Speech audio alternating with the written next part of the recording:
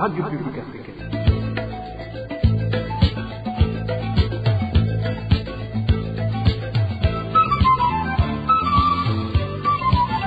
Radio Publique Africaine.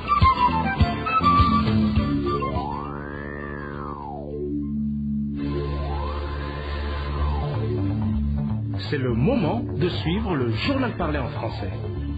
À la présentation, Josiane Mouzanez.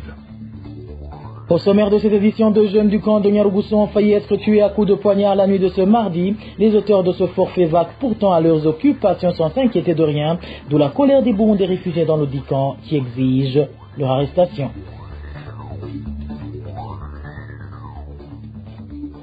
Le MSD dresse un bilan négatif du règne Ndayishimiye et ce dans tous les domaines, une situation qui devrait pousser le numéro 1 burundais à démissionner de son propre chef, du moins selon Epitas Nshimirimana, porte-parole de ce parti politique.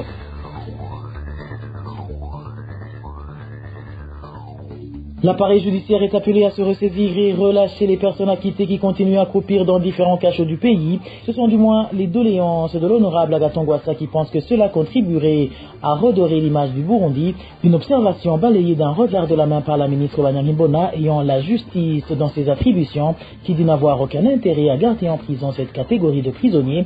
Voilà pour les grandes articulations. Bien le bonsoir à vous mesdames et messieurs. Tout de suite le développement de ces titres.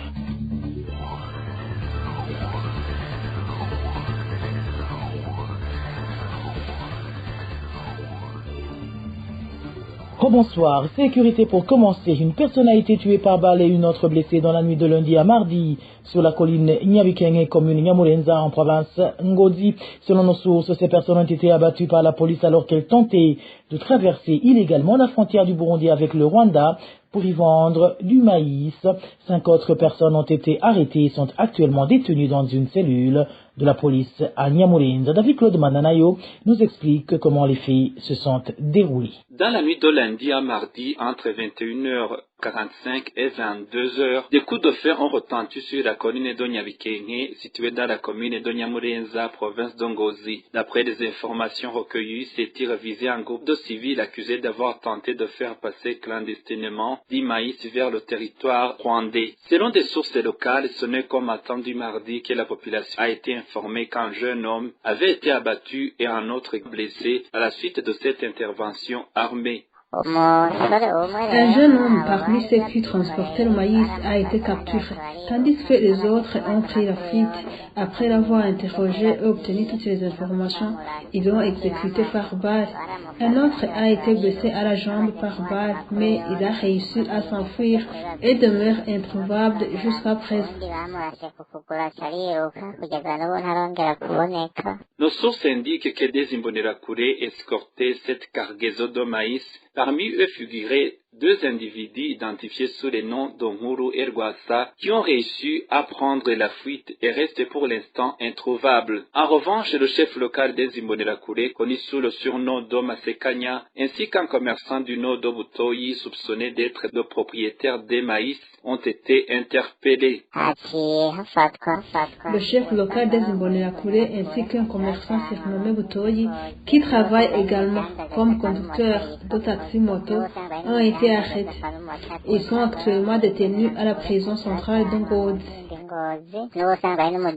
Alors que plusieurs témoins affirment que les personnes visées transportaient uniquement du maïs, le commissaire provincial de police soutient pour sa part qu'il s'agissait de trafiquants munis de munitions à destination du Rwanda. Le corps du jeune homme tué a été remis à sa famille afin qu'elle procède aux obsèques. Toutefois, ces événements ont profondément choqué les habitants de Nyabikenge qui expriment une vive inquiétude. Cette fusillade intervient quelque temps seulement après une réunion tenue par l'administrateur de la commune de Nyamurenza et le commissaire de police communale. Lors de cette rencontre, des consignes fermes ont été données aux Imbonerakure leur enjoignant de tirer sur toute personne surprise en train de franchir la frontière ou de transporter des biens vers le Rwanda. Merci à toi David Claude Mbananayo. En parlant justement d'assassinats qui ne cessent de prendre de plus en plus de l'ampleur, depuis le début de cette année 2025, la rédaction de la RPA a pu répertorier 17 cas de personnes assassinées dans les communes de Buganda et Rugombo. Nous sommes en province Chibitoke et leurs cadavres jetés tout près de la rivière Rusizi Rusizi. Différentes sources de la RPA indiquent que les auteurs présumés de ces meurtres sont les agents de sécurité et les Zimbonirakou. Les détails avec Emmanuel Ndaïchemi. Parmi les cas récents rapportés, des corps non identifiés a été retrouvé le samedi dernier à environ 500 mètres de la rivière Rusizi, sur la colline Nyamitanga en commune Uganda. Les deux victimes étaient ligotées à l'aide de leurs propres chemises. En début de ce mois de juin, Joseph Cario, un homme de 38 ans porté disparu depuis une semaine, a été retrouvé mort dans la rivière Rusizi, sur la colline Marambo en commune Rugombo. Selon nos sources sur place, la victime a été poignardée par des Imbonerakure en patrouille dans la localité. En avril, deux personnes ont été tuées en commune Rugombo. La première personne, un garçon de 15 ans, a été retrouvé morte sur la colline Rusiga. Nos sources indiquent qu'il a été sauvagement assassiné par des inconnus. La seconde victime est Namubano, surnommé Ndagara, un commerçant de poissons. Il a été abattu par des personnes non identifiées alors qu'il entrait chez lui au chef-lieu de la commune. En mars, 3 personnes ont été assassinées à Rugombo. Parmi elles, des Européens ont été fusillés par des militaires dans la localité de Tichemere au moment où des exercices paramilitaires des Imbonerakure s'y déroulaient. La troisième victime, un homme non identifié, a été retrouvé décapité près de la rivière Nyamagara sur la colline Rusiga. D'après les informations recueillies, il a été tué par des voleurs de motos. Au mois de février, 3 meurtres ont également été enregistrés dans les communes concernées. À Buganda, Salvatore Ngendakumana, âgé de 40 ans, a été assassiné à coups de marteau et de couteau par des Imbonerakure sur la colline Gasenyi. En commune Rugombo, un enfant a été tué par son père, Ndondo, sur la colline et zone Chibitoke. Toujours à Rusiga, un autre homme non identifié a été découvert avec de graves blessures à la tête. En janvier, 5 personnes ont été tuées. Parmi elles, Pascal Ndouimana, un militaire, a été poignardé par des inconnus près de la rivière Rusizi sur la transversale 3 dans la localité appelée Kansega en commune Buganda. Des trafiquants de carburant ont été fusillés par des militaires sur la colline Nyamitanga en commune Buganda alors qu'ils approvisionnaient en carburant à revendre au Burundi depuis la République démocratique du Congo via la rivière Rusizi. La quatrième victime est un homme retrouvé sans vie dans un champ de manioc et de maïs sur la colline Rusiga en commune Rugombo. Selon nos sources à Rugombo, la victime a été tuée ailleurs puis jetée à cet endroit. La cinquième victime du mois de janvier est un enfant de 14 ans dont le corps a été découvert à la 9e avenue tout près de la permanence du parti CNDD-FDD sur la colline Rusiga en commune Rugombo. Nos sources à Rugombo rapportent que la victime avait été poignardée à la tête, un bras cassé et que le cadavre était en état de décomposition. Emmanuel Ndaïchimi et sécurité toujours. 2 frères et sœurs ont été poignardés la nuit dernière au camp de Nyarugusu situé en Tanzanie par 2 hommes connus sous les noms de Majaliwa et John. Les auteurs de cet acte ignoble n'ont pourtant jusqu'à présent pas été inquiétés par la justice.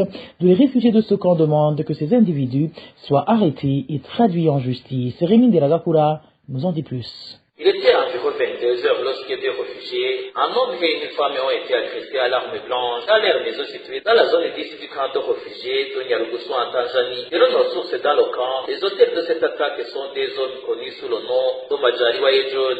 Ces derniers sont déjà connus dans le camp pour des actes de vol et de violence envers les autres réfugiés. Les 2 victimes blessées ont été transportées à l'hôpital MPI, Medical Team International situé dans la zone 8 du camp où elles reçoivent actuellement des soins. 2 hommes connus comme étant des enquêteurs informels pour le Burundi et la Tanzanie dans le camp sont accusés d'harceler régulièrement des résidents. Ils sont bien connus sous le nom de groupe Wallace et collaboreraient avec la police interne du camp. L'un d'eux, nommé Majaliwa, occupait récemment le poste de commandant dans une association locale. Actuellement, ils ont été conduits d'urgence au centre de santé Medical Teams International, situé dans la zone 8. D'après les premières informations, une jeune femme semble être gravement affectée par cette situation. Face à cette situation, plusieurs réfugiés du camp de Nyarugusu demandent aux autorités tanzaniennes ainsi qu'au Haut Commissariat des Nations Unies pour les réfugiés HCR de prendre des mesures urgentes. Il réclame que les agresseurs soient arrêtés et traduits en justice. Des réfugiés tirent la sonnette d'alarme face à la présence d'individus se réclamant de la Tanzanie qui ne sont pas des réfugiés mais qui pénètrent dans les camps sous couvert de missions officielles. Ces personnes sont accusées d'harceler, intimider et même agresser physiquement les réfugiés. Certains incidents sont allés jusqu'à des violences graves, notamment des attaques dans les domiciles des réfugiés. Nous demandons au HCR d'intervenir de toute urgence afin d'identifier ces individus et de prendre des mesures concrètes, notamment leur renvoi à leur pays d'origine pour qu'ils cessent de troubler la vie des réfugiés. Ils sont allés jusqu'à tuer des réfugiés chez eux. Nous demandons pour ces deux hommes l'application stricte des lois pour garantir la sécurité de tous dans les camps. À ce propos, notre rédaction n'a pas encore pu obtenir la réaction officielle de la part des responsables du camp, ni celle des représentants du HCR. Merci également à toi, Rémi Inderagakura de Nyarugusu, rendons-nous au camp de Lusenda situé en République démocratique du Congo, où, après plus de 5 mois sans assistance humanitaire, certains enfants sont déjà morts de malnutrition. Déclaration de Léopold Charangabo, président de la coalition des défenseurs des droits humains vivant dans les camps CDH Vicar en sigle. Léopold Charangabo réagit 2 jours après la célébration de la journée internationale de l'enfant africain. Suivez. La CDH Vicar attire l'attention sur la situation des enfants réfugiés vivant dans les camps de réfugiés de Lusenda, République démocratique du Congo. Près de 5 mois se sont écoulés sans aucune assistance alimentaire. Cette absence de soutien a entraîné une malnutrition sévère, causa la mort de certains enfants de moins de 5 ans et exposa d'autres enfants au kwashiorkor. La situation est choquante. Voir ces enfants, leur état de santé dégradé, soulève des questions profondes. Que font réellement les organisations humanitaires censées de les protéger? Ces enfants réfugiés sont pourtant enrichissés par le HCR, qui semble avoir pris une décision de les abandonner. Cet abandon par HCR constitue une preuve tangible de l'échec des engagements pris par les Nations Unies à travers la Convention de Genève de 1951 en rapport avec les réfugiés. Cette convention que plusieurs pays ont signée stipule clairement que les réfugiés ne doivent jamais être laissés à l'abandon. Ce qui se passe aujourd'hui à Lusenda, tout comme dans d'autres camps de réfugiés, démontre le contraire. La coalition CDH Vicar appelle le HCR à venir urgemment en aide à ces réfugiés ou alors trouver un autre pays plus sécurisé au cas où la mission de les prendre en charge s'avère hors de sa portée. Une courte pause et nous parlons politique. Depuis l'ascension au pouvoir du président Évariste Ndayishimiye en 2020, le Burundi n'a fait que régresser dans presque tous les domaines de la vie. C'est du moins la déclaration des Peter Nshimirimana, porte-parole du parti MSD, laquelle déclaration survient ce 18 juin, jour où Ndayishimiye totalise 5 ans au pouvoir. Pour Peter Nshimirimana, s'il était patriote comme il le dit, le président Ndayishimiye devrait démissionner sans attendre de terminer son premier mandat qui s'étend jusqu'en 2027.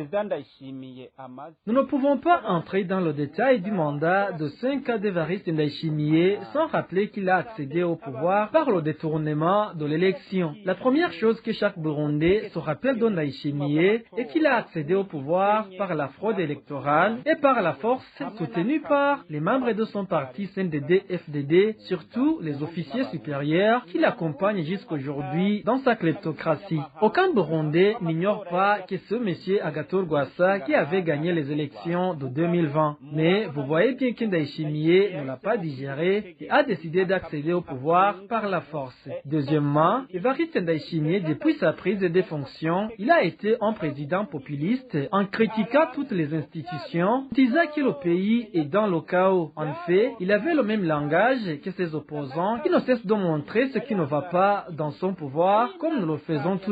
Ici, je dois vous rappeler qu'il a dit que les Burundais ne méritent pas d'être tués et que la justice n'existe pas au Burundi. Vous vous souvenez qu'il a dit que la population burundaise est pauvre et qu'elle vit dans des difficultés. Mais à part ces mots, il n'a rien fait de concret pour améliorer cette situation. Toutes ces crises qu'il a soulignées dans ces différents grands discours et tout ce qui ne marchait pas dans le pays n'ont fait que se multiplier par deux, au point que durant les 5 ans du règne de Ndayishimiye, les Burundais tués, les Burundais portés disparus, les Burundais emprisonnés, les Burundais pourchassés du pays et ceux qui sont torturés sont devenus nombreux et voire au-delà de ce qu'ils ont été sous le mandat du fait Pierre Nkurunziza. La justice n'existe plus au Burundi et personne ne peut avoir un mot à dire sur la justice burundaise. En ce qui concerne la bonne gouvernance, il nous ramène à l'époque d'un gouvernement monopartite, ce qui est nuisible à la population burundaise et en faisant cela, le président Ndayishimiye vient d'effacer tous les accords d'Arusha. Si Ndayishimiye serait vraiment un homme de parole, durant les 2 ans qui restent pour son mandat, il devrait donner sa démission car il risque d'entraîner le pays dans la spirale de la guerre.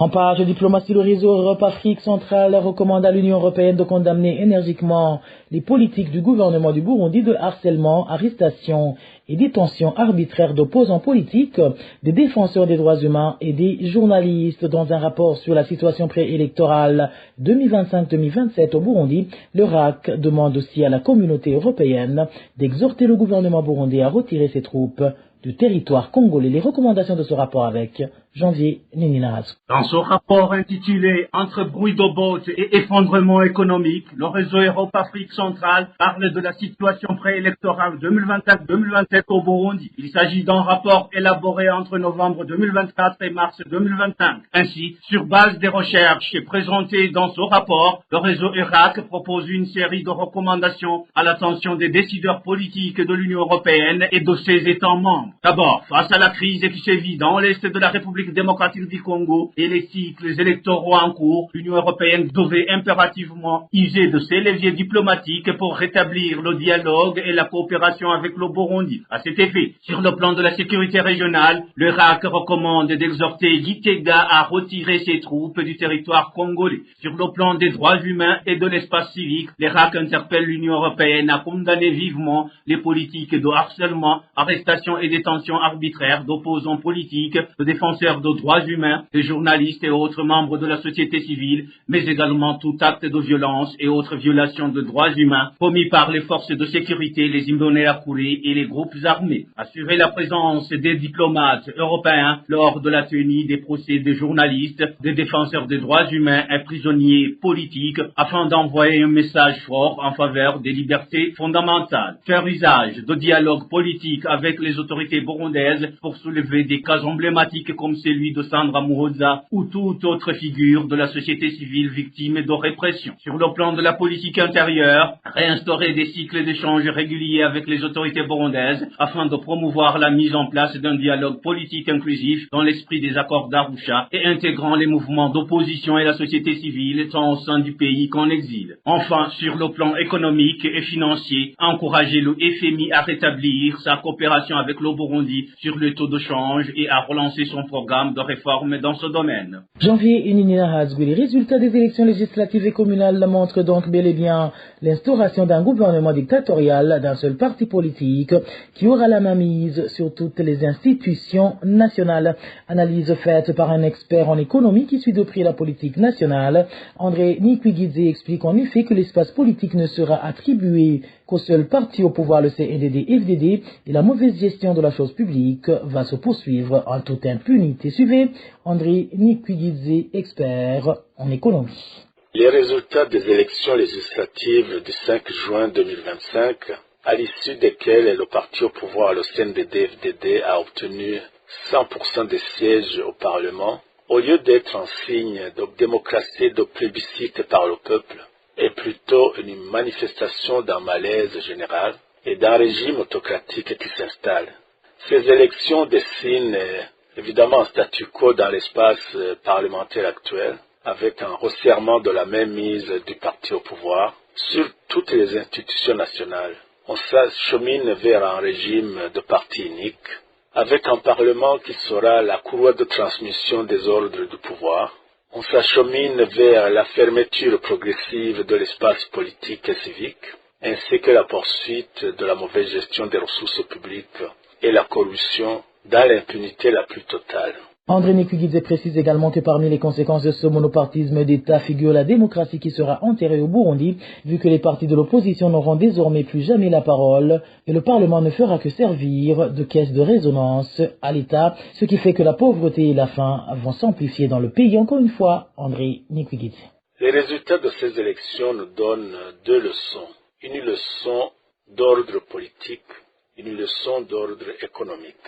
Au niveau politique, les résultats de 100% aux élections signifient l'absence du pluralisme politique, il signifie l'absence de démocratie et va s'installer un climat de peur et de contrôle social. Il va s'installer un régime autocratique qui va contrôler toute action de contestation, un contrôle strict des acteurs politiques, un contrôle strict des organisations de la société civile et des populations, qui seront toutes appelées à suivre et accepter scrupuleusement les ordres du pouvoir autour du chef de l'État. Il va s'installer un parlement fantôme, évidemment, qui servira de caisse de résonance du pouvoir du CNDD-FDD. La population vivra dans la peur et n'aura aucun mot à dire sur la gestion de leur devenir. La justice sera instrumentalisée par le parti et servira les intérêts des hauts responsables du parti et de l'État. Et tandis que les milices Imbonerakure seront fortifiées pour devenir de vraies forces paramilitaires. Au niveau économique, l'impression d'un état d'instabilité politique et d'un système autocratique fera du Burundi un pays à haut risque pour les investisseurs privés étrangers. Les partenaires de développement qui avaient déjà réduit leurs aides depuis 2015 à la suite des violations massives des droits de l'homme seront encore plus réticents d'aider un pays dont les principes démocratiques sont bafoués. Et à l'intérieur du pays, le système de prédation et de gaspillage des ressources publiques va se poursuivre dans l'impunité. Et les populations seront évidemment confinées dans cette misère abjecte et cette pauvreté extrême dans laquelle ils se trouvent. Et comme le rappellent souvent déjà certains médias étrangers, avec ce résultat, le parti présidentiel ne pourra plus chercher à blâmer ses opposants pour les échecs de sa gouvernance. Il sera seul à bord d'un navire totalement exsangue. Et à travers tout le pays, on voit une population en colère qui essaie de cacher cette colère. On voit une population qui, au lieu de s'exprimer et de crier au scandale, préfère se taire pour éviter les représailles de ces milices Imbonerakure devenues des machines à tuer. Alors, que peut-on attendre d'un tel parlement? Rien, sauf la continuité de la mauvaise gouvernance du pouvoir. On aura un parlement au service du parti au pouvoir et non d'un parlement au service de la population. Je vous le disais en titre, les prisonniers qui ont été blanchis par la justice devraient être libérés, du moins selon Agathon Rwasa lors de la séance de questions orales de ce lundi, avec comme invité la ministre de la Justice. Ce député a rappelé que les prestations de la justice démontrent l'image d'un pays. Et Agathon Rwasa de souligner qu'il regrette de voir que plusieurs prisonniers sont incarcérés sur base de fausses accusations et continuent de croupir en prison alors que leur libération pourrait aider à désengorger les prisons suivies. Il existe des individus qui sont incarcérés dans des prisons alors qu'ils ont gagné des procès et ont été acquittés par un tribunal. Je pense que les décisions d'un tribunal doivent être respectées par tout le monde, qu'il n'y ait pas de personnes qui vont à l'encontre d'une décision du tribunal suite à la corruption et qui prononcent un faux jugement. Autre chose qui peut être fait par le ministère pour faciliter la tâche dans le secteur des maisons pénitentiaires, car je doute qu'ils ne peuvent pas être sous pression des gens qui sont à l'origine de ce nombre. Ils peuvent travailler à tel point que certains procès basés sur de fausses accusations diminuent. Cela serait bénéfique car il y a plusieurs personnes détenues, non pas parce qu'ils ont commis des infractions, mais parce qu'il y a des gens qui ont porté de fausses accusations contre eux. Madame la ministre, si vous arrivez à corriger cela, le pays va être honoré parce que la justice montre l'image d'un pays. Si une personne est blanchie et qu'il rentre par la suite, ses effectifs peuvent être réduits et ces moyens peuvent être utilisés dans d'autres secteurs. En réponse, la ministre Dominique Banyangibona a indiqué qu'il existe des détenus qui disent qu'ils ont gagné un procès alors que toute la procédure n'a pas encore été achevée, et elle précise aussi que la justice n'a aucun intérêt à garder une personne acquitte.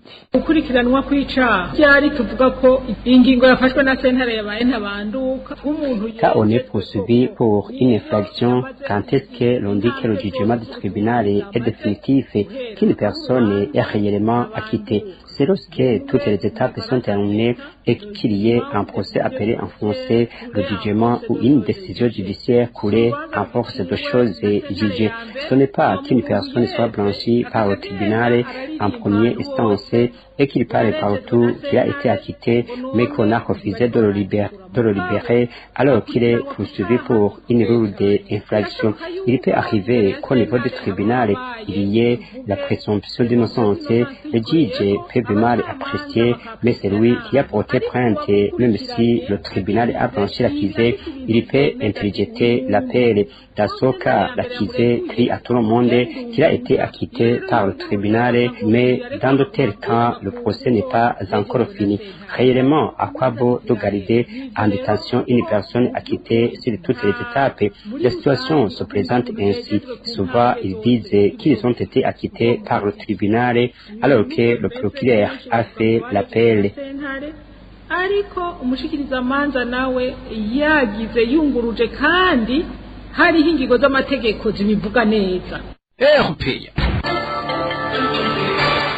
Place maintenant au mini-magazine au cœur de la société. Dans l'édition d'aujourd'hui, nous revenons sur les résultats du double scrutin au Burundi en mettant un accent particulier sur les réactions et analyses issues des milieux politiques ainsi que de la société civile. Au cœur de la société vous est présenté par Dani Claire Ilatkoump. Au cœur de la société. Au cœur de la société est une émission préparée en synergie par les radios Inzamba Agateka Kawe, Radio RPA Idouya Wanyagihugu, ainsi que la radio-télévision Renaissance. Le 5 juin 2025, les Burundais se sont rendus aux urnes pour élire leurs députés et conseillers communaux. À l'issue de ce double scrutin, le parti au pouvoir, le CNDD-FDD, a remporté l'intégralité des sièges élus à l'Assemblée nationale. Derrière cette victoire écrasante, de nombreuses voix s'élèvent pour dénoncer un processus électoral entaché d'irrégularité. Plusieurs partis politiques et des organisations de la société civile ainsi que la conférence des évêques catholiques du Burundi ont exprimé leurs inquiétudes quant à la fiabilité de ces élections. Quelles leçons peut-on tirer de ce scrutin? Dans le magazine de ce 18 juin 2025, nous donnerons la parole à une diversité d'acteurs, des représentants de partis politiques qui dénoncent des fraudes et des intimidations, mais aussi des membres de la société civile qui alertent sur le recul de l'espace démocratique. À la présentation, vous êtes avec Dani Claire Ilatkoumpa. Bienvenue.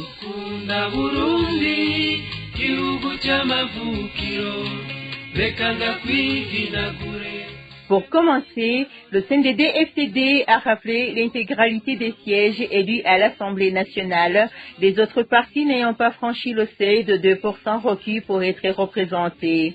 À ces députés s'ajoutent 3 représentants batois qui ont été cooptés. Une victoire totale pour le parti au pouvoir, mais qui ne fait pas l'unanimité. En effet, l'opposition dénonce un scrutin marqué par de fraudes massives, des intimidations et de graves irrégularités. Les résultats, pour l'instant provisoires, doivent encore être validés par la Cour constitutionnelle d'ici le 20 juin.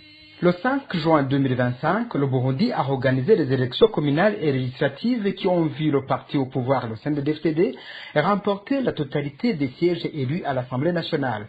Selon les chiffres communiqués par la Commission électorale nationale indépendante CENI, le CNDD-FDD a obtenu 96,51% des suffrages exprimés.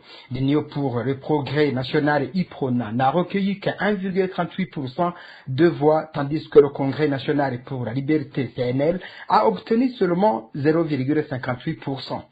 Ces faibles résultats n'ont pas permis à ces partis d'obtenir un siège à raison du seuil légal de représentativité qui exige un minimum de 2% de suffrages exprimés pour accéder à une représentation parlementaire. Ainsi, le CNDD-FDD s'est vu attribuer 108 des 111 sièges que comptera la nouvelle Assemblée nationale du Burundi. Les 3 sièges restants sont occupés par des membres cooptés issus de la communauté Batwa, conformément aux dispositions constitutionnelles visant à garantir une représentation des minorités. Les résultats définitifs devront être validés par la Cour constitutionnelle d'ici le vendredi 20 juin 2025. En attendant cette échéance, une vive controverse agite la scène politique burundaise. Les principaux partis d'opposition, dont l'IPRONA, le CNL et la coalition Burundi Bwabose, ont exprimé leur rejet du processus électoral. L'absence ou les représentations très discrètes lors de la proclamation des résultats traduit l'aide des aveux d'un scrutin qu'ils considèrent comme entaché de graves irrégularités. Les accusations de ces partis sont appuyées par plusieurs témoignages, des rapports d'observateurs et indépendants et une déclaration de l'Église catholique du Burundi qui ont mis à lumière des irrégularités à grande échelle. Parmi les dysfonctionnements signalés figurent des cas de bourrage et d'urnes, des votes multiples ou sous contrainte, des bulletins pré-remplis avant même l'ouverture des bureaux de vote, ainsi que l'expulsion ou l'intimidation d'observateurs, notamment ceux affiliés au parti CNL. De nombreux rapports font également état de la présence massive des membres des Imbonerakure, la Ligue des jeunes du CNDD-FDD, qui ont exercé une surveillance oppressante, voire des menaces directes, compromettant ainsi la liberté et le secret de vote. Ces partis accusent la CENI d'avoir orchestré un processus électoral biaisé dans le but de maintenir le CNDD-FDD au pouvoir sans partage. Pour eux, il ne s'agit pas d'une simple victoire électorale, mais d'un accaparement des institutions législatives par un seul parti au détriment du pluralisme politique. Il s'agit pur et simple, selon certains leaders de ces partis de l'opposition, d'un recul préoccupant pour la démocratie burundaise. Ils affirment que le multipartisme, bien que reconnu formellement, ne subsiste que de manière symbolique et n'offre plus d'alternative crédible au pouvoir en place. De son côté, le président de la CENI, Prosper Ntagwamiye, a affirmé que les résultats seraient transmis sans délai à la Cour constitutionnelle pour validation conformément à la procédure prévue par la loi. Des observateurs avisés estiment que dans un contexte politique déjà marqué par la méfiance, cette nouvelle configuration parlementaire dominée sans partage par le CNDD-FDD soulève de sérieuses interrogations sur l'avenir du débat démocratique au Burundi, tandis que la communauté internationale devrait rester prudente dans ses réactions, dans ce sens que la société civile et les partis exclus du Parlement continuent de réclamer justice, équité et la tenue d'élections véritablement inclusives.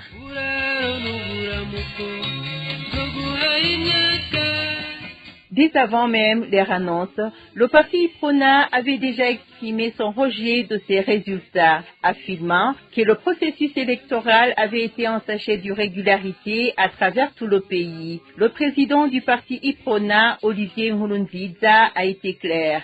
Son parti ne reconnaîtra ni ses résultats ni ses avenirs. Écoutons-le. Nos observateurs nationaux et plus de 10 000 mandataires déployés dans les 5 provinces, 42 communes, 451 zones et 3044 collines du pays ont recueilli des centaines de témoignages et reporté des faits graves qui attestent une violation manifeste et systématique du code électoral. Parmi les faits les plus récurrents, le parti IPRONA relève le bourrage des urnes dans toutes les provinces et communes. Le croisement de rapports de terrain permet de distinguer 3 moments de bourrage, c'est le cas. Dans beaucoup de bureaux de vote, le bourrage s'est fait avant l'ouverture du scrutin. La lecture faussée et opaque des bulletins de vote en faveur du parti au pouvoir en dehors de toute vérification. De ce fait, toutes les voix de l'IPRONA ont été transformées ipso facto en sœurs du parti au pouvoir.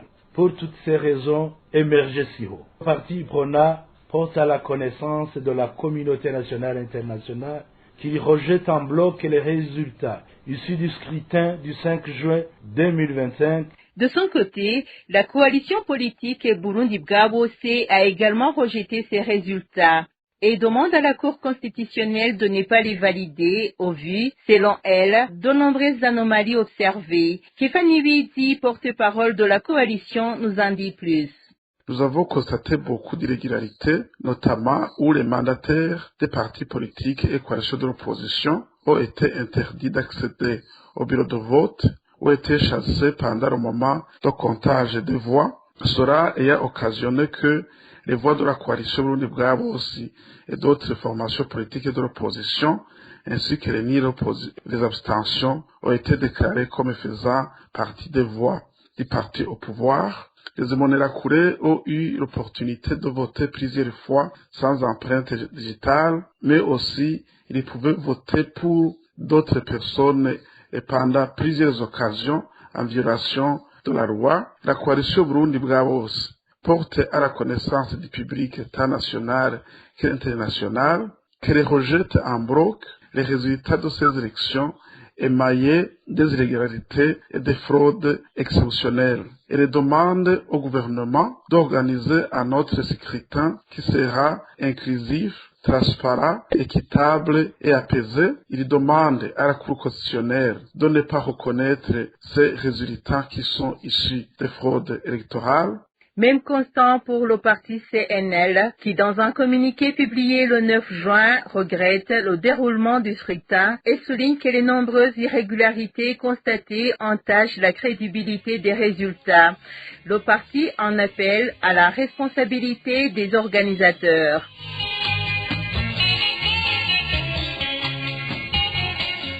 Du côté de la société civile, la réaction ne s'est pas fait entendre. Dans une déclaration conjointe, 20 organisations burundaises ont dénoncé des tricheries dès la phase préélectorale, remettant en cause non seulement la transparence du scrutin, mais aussi la crédibilité de la Commission électorale nationale indépendante CENI. Oda Savyalimana, coordinateur des programmes au sein du FORSC, s'exprime ici au nom de ces organisations. Deux grandes phases préparatoires des élections ont été marquées par une envergure de terreur, d'exigences forcées qui visiblement démontrent que les Burundais n'avaient pas l'engouement de participer aux élections, mais avec l'usage de la force, les Burundais ont été contraints de se faire inscrire, mais aussi de contribuer par force. Dans ces deux phases, il a été d'ailleurs remarqué que même des services publics privés ont été paralysés dans bien de coins du pays et cela prouve à suffisance, comme je le disais, que les Burundais n'étaient pas vraiment disposés à participer aux élections et c'est pour cette raison que le parti au pouvoir a tout fait pour obliger les Burundais à participer aux élections. Et c'est révélé beaucoup d'irrégularités qui entachent les résultats des urnes, mais aussi qui remet en cause l'impartialité de la CENI, donc la Commission électorale nationale indépendante, qui, sans nul doute, a joué la complicité dans les opérations des urnes qui ont été entachées de multiples fraudes, mais aussi d'autres actes de violence électorale, notamment en ce qui est de la marginalisation de l'opposition, l'intimidation des partis politiques et répression sans précédent des opposants, mais aussi on a tout fait pour museler la voix médiatique que tous les médias qui avaient été constitués en synergie des médias pour faire la couverture des élections n'a pas pu le faire comme il se doit parce qu'ils avaient une consigne, une interdiction de rien révélé avant qu'il y ait des résultats officiels. Sinon, normalement, avec la couverture médiatique, on allait comprendre le déroulement des élections en temps réel et anticiper sur la tendance. Et ce n'est pas tout. La conférence des évêques catholiques du Burundi s'est elle aussi interrogée sur la fiabilité des résultats ici de ce double scrutin.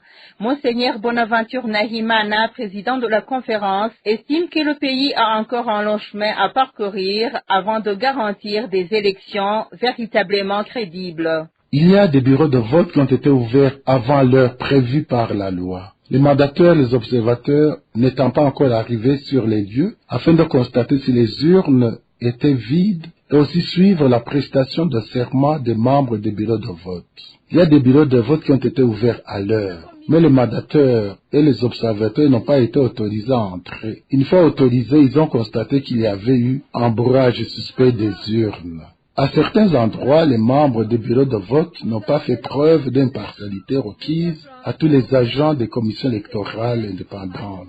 Ainsi ont-ils contraint certains électeurs à voter selon la ligne leur indiquée par eux-mêmes, ou ont voté pour eux de force, ou les ont accompagnés jusqu'aux isoloirs. À certains endroits, les membres des bureaux de vote autorisaient à certains électeurs d'utiliser plusieurs cartes d'électeurs à la fois. Les uns rééditaient leur vote à volonté et d'autres votaient pour des absences à leur procuration. Il a été constaté que pour certains parmi les mandataires et les observateurs, il a été refusé le droit d'être présent au bureau de vote du début à la fin du scrutin, soit par une mise à l'écart, soit par le blocage d'accès au bureau de vote. Il y a eu également des observateurs qui ont été obligés de signer les procès-verbaux alors que la loi ne le leur permet pas. Nous nous rendons compte que le chemin vers l'organisation des élections libres et transparentes est encore long et nous nous demandons si elles ne portent pas préjudice aux résultats proclamés. Dès lors, nous sommes appelés à repenser, à réajuster notre manière de concevoir la démocratie afin que nous puissions améliorer le processus électoral tant au niveau du cadre légal qu'au niveau des instances organisatrices.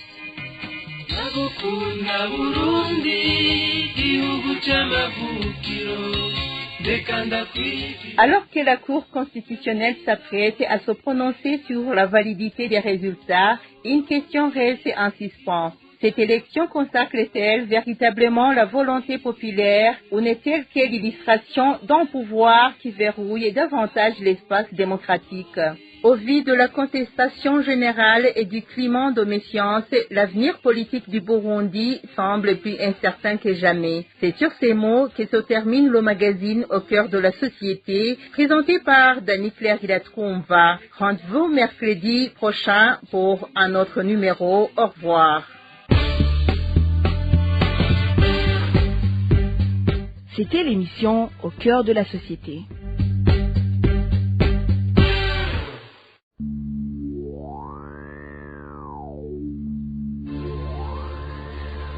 Et voilà, mes fidèles de la RPA, c'est par ici que prend fin le journal en français de ce mercredi 18 juin 2025. Merci pour votre aimable écoute. Merci également aux équipes rédactionnelles et techniques pour leur franche et parfaite collaboration. À la présentation de ce journal, vous étiez avec Josiane Muzaneza.